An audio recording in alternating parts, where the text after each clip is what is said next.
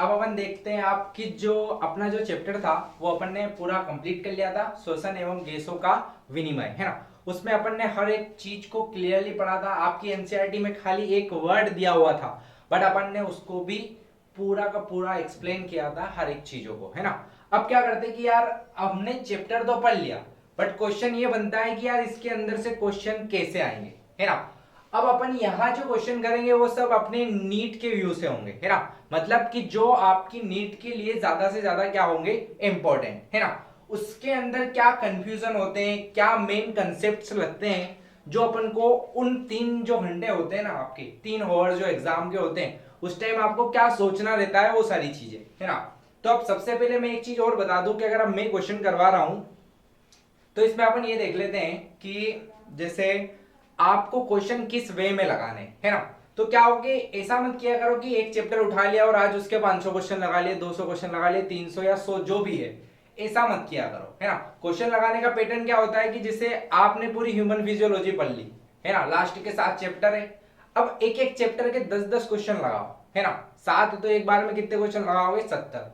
अब ऐसा क्यों कर रहे हैं, ऐसा इसके लिए कि क्या होता है कि कोई भी चैप्टर है उसमें 10 क्वेश्चन के बाद जो एक कंसेप्ट रहता है ना, वो अपने माइंड के अंदर सेट हो जाता है। तो अपन ये सोचते हैं कि अगले वाले में भी वही वाला कंसेप्ट लगेगा, है ना, वही सोचते हैं। मतलब कोई नई चीज तो दिमाग में आ ही नहीं रही है ना, एक ही कंसेप्ट पे क्वेश्चन कर रहे आ रहे हैं। इसके लिए क्या होता है कि जैसे आप 10 के लगाओगे, फिर नेक्स्ट चैप्टर में गए, फिर आपका जो ब्रेन का कंसेप्ट था वो चेंज हो गया, है ना। ये बेनिफिट क्यों देगा, क्या होता है कि आपका जो नीट का पेपर है उसके अंदर भी इसी प्रकार से वेरिएशन आते हैं, है ना। मतलब आपके ब्रेन को एक ही टाइम पे आपकी पूरी बायोलॉजी के कितने चैप्टर है, 22 चैप्टर तो 11th के और 16 चैप्टर आपके 12th के, है ना। तो इतने सारे चैप्टरों के बारे में सोचना पड़ता है ना। जब क्या करोगे आप अलग अलग एक साथ इतने सारे क्वेश्चन लगाओगे अलग अलग चैप्टर्स के, उसकी वजह से एक ब्रेन की जो साइकोलॉजी होती है ना, वो भी उस तरीके से डेवलप होती है ना। तो इसके लिए इस पैटर्न्स में क्वेश्चन किया करो। अब अपन क्वेश्चन देखते हैं कि क्या होता है कि एक व्यायामी है, मतलब एक जो ऐसा व्यक्ति है जो योगा करता है, उसके अंदर ये जो ज्वारीय आयतन है और एक निश्वसनीय सुरक्षित आयतन है, उसका मान दे रखा है, कितना दे रखा है, 500 ml और 1000 ml, दोनों चीजों को दे रखा है उन्होंने। और उन्होंने आपको एक चीज और दी, क्या बोला है, यदि अवशिष्ट आयतन कितना हो, 1200 ml, तब उसकी निश्वसनीय क्षमता कितनी होगी, है ना। तो अपन क्या होता है कि क्वेश्चन कर लिया है, अब सबसे पहले ये देखते हैं कि यार इस क्वेश्चन में अपन को कितनी सारी चीजें दी हुई है और क्या चीज अपन को निकालना है। तो क्या जो चीज अपन को निकालनी वो तो दे दी उन्होंने, निश्वसनीय क्षमता, है ना। निश्वसनीय क्षमता क्या होती है, तो अभी पता ऐसा होता है ना आपको, एक्सपायरेटरी कैपेसिटी, है ना, इसको निकालना है। दे क्या दिया है आपको, आपको दे दिया है ज्वारीय आयतन। अपन ने टाइडल वॉल्यूम बोला था ना, टीवी कितना होता है, 500 ml, है ना। उसके अलावा अपन ने देखा था कि निश्वसनीय सुरक्षित आयतन कितना था, तो वो था आपका ERV, है ना, एक्सपायरेटरी रिजर्व वॉल्यूम। कितना होता है ये, अरे ये इतना था ना, 1000 से 1100, बट अपन को यहाँ कितना दिया है, 1000 ml, है ना। उसके बाद उन्होंने क्या निकालना है ये। अब यार अब एक चीज आपको और एक्स्ट्रा दे दी उन्होंने, क्या दे दी, आरवी, है ना। कितनी दी है आरवी, बताओ भाई। अरे अवशिष्ट आयतन कितना दिया है, 1200 ml, है ना, 1200 मिलीलीटर दिया है। अब क्या होता है कि मेनली बच्चे जो थे वो कंफ्यूज कहां हुए इस क्वेश्चन में, है ना। ये क्वेश्चन सोल्व कर दूंगा, उसके बाद बताऊंगा एंड में कि यार ये क्वेश्चन कहां से लिया मैंने, है ना। अब देखो इसका कोई काम नहीं है अगर आपको ये निकालनी है तो, है ना। पहले पता होना चाहिए कि यार ये निश्वसनीय शोषण क्या होता है। ये वो होता है कि जैसे नॉर्मली आप श्वसन करते हो, है ना, श्वसन करते हो, अंतर शोषण और निशोषण। तो आपका टाइडल वॉल्यूम जो ज्वारीय ऊर्जा होती है, ज्वारीय आयतन होता है, वो कैसा होता है, जैसे मैं आपको पढ़ा रहा हूं और मेरे अंदर जो श्वसन की प्रक्रिया हो रही है उसी को बोला जाता है ज्वारीय आयतन, है ना। बट क्या बोला है आपका ERV क्या होता है, रिजर्व, है ना। उसके अलावा भी, है ना, ये जो मैं एयर फोर्सफुली बल के द्वारा अपने शरीर से ऑक्सीजन को बाहर, कार्बन डाइऑक्साइड को जो बाहर निकाल रहा हूं ना, उसको ही बोलते हैं ERV, है ना। अब आपका जो ईसी होता है ना, ये होता है टीवी प्लस ईआरवी, है ना। अरे टीवी देखने वाली नहीं है, ये आपका टाइडल वॉल्यूम है ना, और ईआरवी आपका एक्सपायरेटरी रिजर्व वॉल्यूम है। अब इन दोनों की वैल्यू देखते हैं, ये जो है वो 500 है और ये कितना है 1000, है ना, 1000। दोनों को मिला के आंसर आ जाता है आपका 1500 ml, है ना। मतलब आपकी ईसी जो आपका निश्वसनीय क्षमता है ना, निश्वसनीय जो एक्सपायरेटरी कैपेसिटी होती है वो कितनी आ गई आपकी 1500 ml।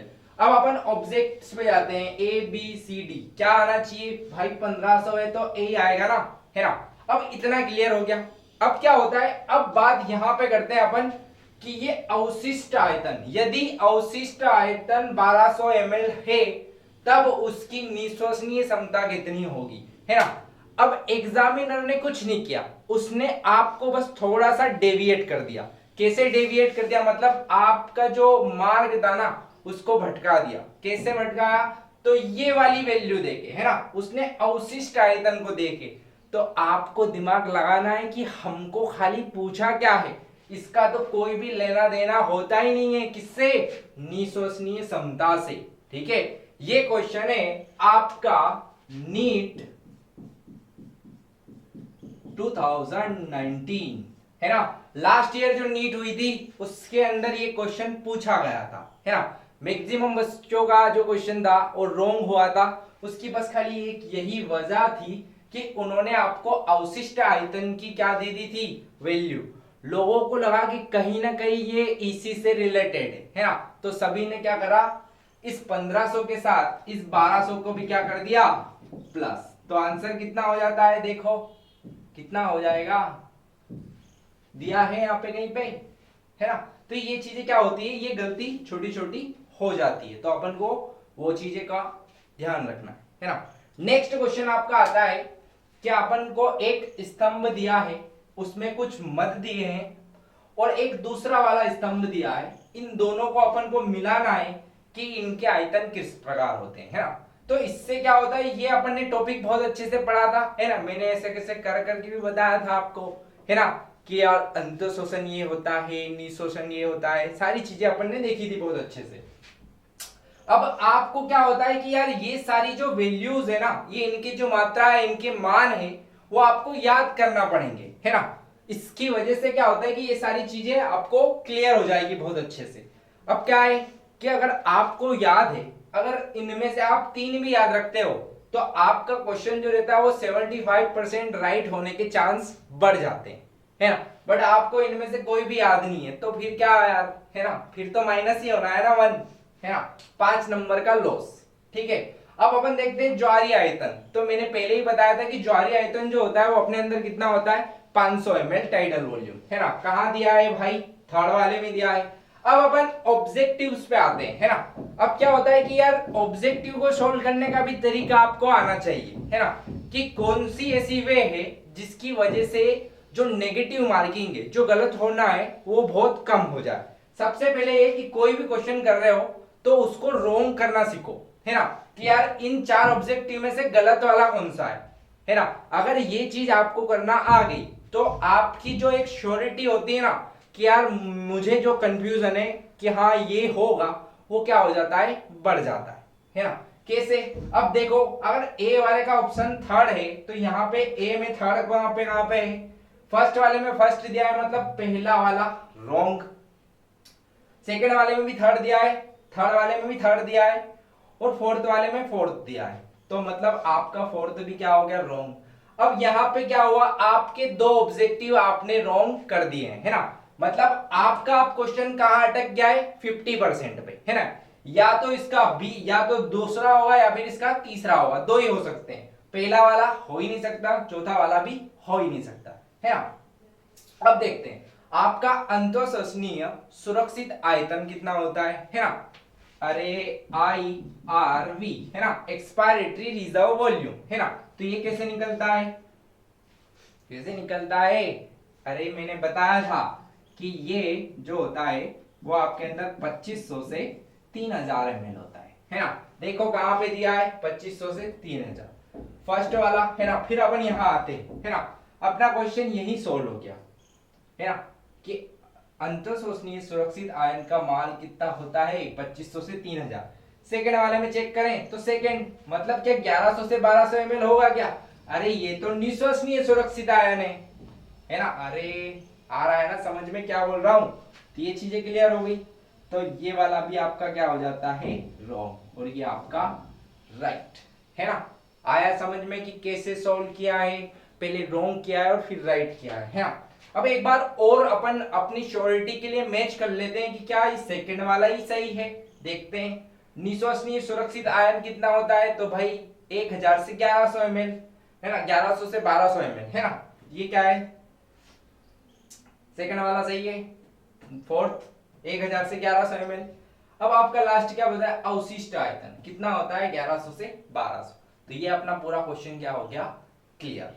ठीक है, कॉपी कर लो। अब अपन नेक्स्ट क्वेश्चन देखते हैं कि आपका जो ऑक्सीजन वियोजन वक्र है ना, अपन ने बहुत अच्छे से पढ़ा था इस एक ही टॉपिक को, ऑक्सीजन वियोजन वक्र को। तो क्या बोला है कि आपका जो ऑक्सीजन वियोजन वक्र है हमारा, वो दाहिनी तरफ कब खिसकता है? मतलब दाहिनी तरफ कब शिफ्ट होता है? मैंने बोला था राइट शिफ्टिंग, लेफ्ट शिफ्टिंग है ना, दाहिनी तरफ और बाईनी तरफ कब शिफ्ट होता है या फिर खिसकता है, तो उस चीजों को देखते हैं है ना। तो मैंने वहां पे आपको कितनी सारी चीजें बताई थी। तो मैंने आपको वहां बताया था एक आपका पार्शियल प्रेशर किसका? ऑक्सीजन का। फिर पार्शियल प्रेशर किसका? आपके कार्बन डाइऑक्साइड का। फिर अपन ने देखा था आपके ताप, आपका टेम्परेचर। उसके बाद देखा था अपन ने पीएच। उसके बाद अपन ने देखे थे H+ आयंस है ना। इन सारी चीजों को देखा था और मैंने एक चीज बोली थी कि आपको दो चीजें याद रखना है। कौन कौन सी? एक याद रखना है आपको पार्शियल प्रेशर ऑक्सीजन का है ना, पार्शियल प्रेशर किसका याद रखना है? ऑक्सीजन का। और दूसरा आपको पीएच है ना। अगर ये दोनों बढ़ते हैं तो वो किस साइड जाएगा? बाईनी तरफ है ना, आपके लेफ्ट साइड है ना, लेफ्ट साइड या फिर बाई तरफ है ना, बाई तरफ जाएगा या फिर लेफ्ट साइड। अब उसके अलावा तीन चीजें कौन कौन बच गई? कार्बन डाइऑक्साइड, और एक और क्या है आपका? टेम्परेचर। फिर आपके क्या है? H+ ion. अगर ये बढ़ते हैं तो वो किस साइड जाएगा? राइट साइड है ना, दाहिनी तरफ, दाहिनी तरफ। ठीक है, ये दोनों चीजें क्लियर हो गई। अब इन दोनों के कंसेप्ट से ही मैं लगाता हूं है ना। देखो क्या क्या कंसेप्ट लग रहे हैं। पहला वाला ऑप्शन देखो क्या बोल रहा है कि पार्शियल प्रेशर ऑक्सीजन का क्या हो रहा है? कम है ना। अगर यहां देखो, यहां पे ऑक्सीजन का पार्शियल प्रेशर कम होना चाहिए है ना। अरे कम होना ही चाहिए ना, तभी तो वो किधर जाएगा? दाहिनी तरफ है ना। और देखते हैं पीएच बढ़ने पर, तो भाई पीएच बढ़ने पर तो वो किस साइड हो जाएगा? बाईं तरफ। ऐसा नहीं होगा। तापमान कम होने पर है ना, तापमान बढ़ेगा तब जाएगा दाहिनी तरफ। ये भी गलत है। पार्शियल प्रेशर ऑक्सीजन का बढ़ने पर, ये देखो ये बोला था ना मैंने, ये बढ़ेगा तो वो किस साइड जाएगा? दाहिनी तरफ है ना। तो क्या वजह हो जाएगी इसके दाहिनी तरफ खिसकने की? तो जब आपके पार्शियल प्रेशर किसका बढ़ेगा? कार्बन डाइऑक्साइड का है ना। ये सारे वो क्वेश्चन से जो नीट में आए थे। तो अब आप बोलो कि ये क्या टफ था? अरे था कि नहीं? अरे इजी था ना। क्या था? बस खाली अपन को ये 5 चीजें याद रखनी थी। उसके बेसिस पे अपन ने ऑक्सीजन वियोजन वक्र को पढ़ लिया था और ये एक इजी सा आंसर दे दिया अपन ने है ना। अब अपन देखते हैं अगला क्वेश्चन क्या बोलता है कि जब आप अपनी सांस को रोक के रखते हो, अरे सांस वो वाली नहीं है ना, अपनी ये श्वसन वाली सांस है ना, उसको रोक के रखते हो, तब आपका जो रुधिर है, आपका जो रक्त है, आपका जो लहू है, उसके अंदर क्या निम्न में से कौन सी गैस है जो विनिमय आपको क्या करेगा? फिर से सांस लेने के लिए प्रेरित करेगा है ना। बोलने का मतलब ये है कि क्या हुआ कि आप थोड़ी देर के लिए श्वसन नहीं करते हो है ना, सांस रोक के रखते हो।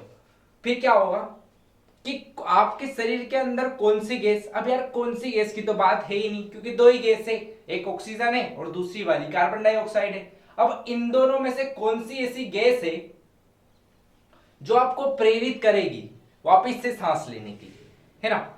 तो आप बताओ आंसर कौन कौन सी है ना।